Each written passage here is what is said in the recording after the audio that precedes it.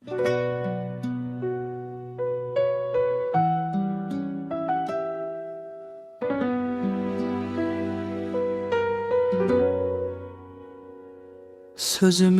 yanıp kül olur, kağızda leke kalmayı.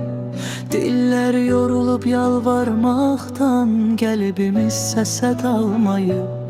Hər səhər eyni dərd oyanır, eyni xəbər, eyni sızı. Gözümüz alışıb qana, unudub rəngi göy qurşağı. Bitməyirsə bu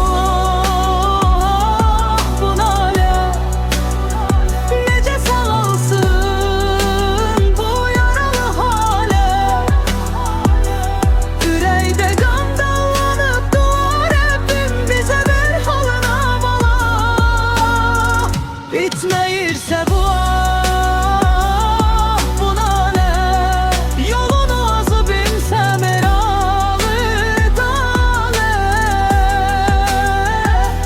Nəfəssiz qalıb şeirin nəğmə, sən toxunaç bu zülmət pərdəni ya rəhmət.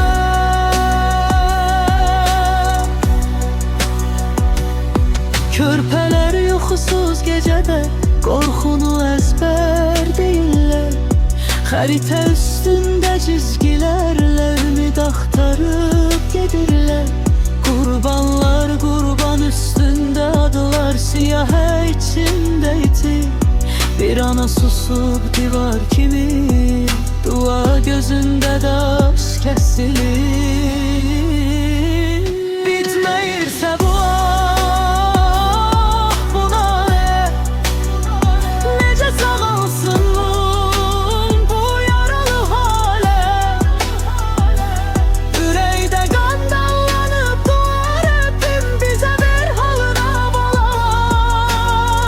Bitməyirsə bu